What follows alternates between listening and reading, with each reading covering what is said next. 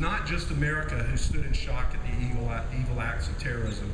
Indeed, the entire world looked on in horror and disbelief. The death toll reached 2,977, surpassing that at Pearl Harbor in December of 1941. And yet, America would not be broken. We stood shoulder to shoulder, crying with those who lost loved ones and praying for those who were hoping for America. And now, 10 years later, we are stronger as a country and as a community because of the events on that awful day. We will never forget September 11th, 2001 as one of America's darkest days. And out of that darkness of that horrible day has risen the national resolve to make this world a safer place. United in purpose, we continue to grieve the victims of 9/11 and feel for the families and friends who lost loved ones. We will long remember the heroes who emerged from the tragedies of those attacks. Today, I join with the military, with the Orlando Fire Department and the Orlando Police Department, and citizens from all over Central Florida for this candlelight memorial service at Lake Eola Park to honor all 2,977 victims who lost their lives on September 11th, 2001. I want to draw your attention, if you will look to my right, back over your shoulder, at all the flags that are placed in the ground. You can see them on the little slope there. There are 2,977 flags to represent each and every innocent and brave victim who was killed on September 11th. And I would like to invite each one of you to take at least one of those flags, or even several of them, home with you. They have the name of the individual represented on the flag, and you can learn about the person that they represent. It'll also give you a very unique way to honor one of the true American heroes. And now,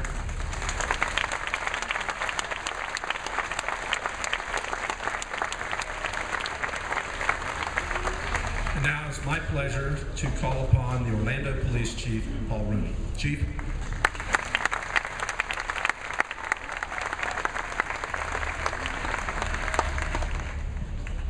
Good evening. I'm Chief Paul Rooney, and I'm honored to be here. September 11th, 2001 remains the deadliest day in U.S. law enforcement history. Chaplain Reagan, you need to pray a little bit harder here. I hear some thunder. September 11th, 2001 remains the deadliest day in U.S. law enforcement history, when 23 NYPD officers and 37 Port Authority officers were killed in the line of duty during the terrorist attacks in New York City. The service and sacrifice of these courageous heroes who laid down their lives for the protection of others will always be remembered by their brothers and sisters in blue. I stand here today and remember that tragic day like it was yesterday. All I could think about was how many lives would be lost by the end of the day. There are so many heroes, not only in uniform, from law enforcement to firefighters, but to the civilians that paid the ultimate sacrifice. Nearly 3,000 lives were lost during 9/11. We are here to remember not only the lives that were lost, but to also remember the family members that have to live through the memories that will haunt them forever. 403 first responders left behind sons, daughters, husbands, wives, and the list goes on. So many within this great country will never forget that tragic day. I remember days after the attack, I saw a huge banner placed on a building across from where the towers once stood that read, "We will never forget. We will never forget." Those words are instilled in all of us as it reads true, as America will never forget. As Chief of Police for the Orlando Police Department, I pray every night that my officers are safe and every single one of them go home at the end of their shift. So far this year, 121 law enforcement officers have paid the ultimate sacrifice. Unfortunately, Florida leads that stat. We've had 11 officers killed in the line of duty this year alone, second only to Texas, which have had 12 officers killed. On May 15th of every year in Washington, D.C., America recognizes all of law enforcement officers who have died in the line of duty. We must never forget the 19,298 names that are inscribed on those walls. 60 of those were inscribed after the heroes of 9/11. We in law enforcement always think about our fellow heroes that are no longer with us and live through their memory. On 9/11, there were thousands of heroes that lent a hand in helping others. The maintenance worker that found a stairway, the stockbroker that kicked down a door, and a gentleman by the name of Wells Crother. You might ask, who is Wells Crother? Wells Crother was killed when the South Tower went down on 9/11. Some of you might know what I'm talking about, but I'd like to give you a little background on just one of the many heroes of 9/11.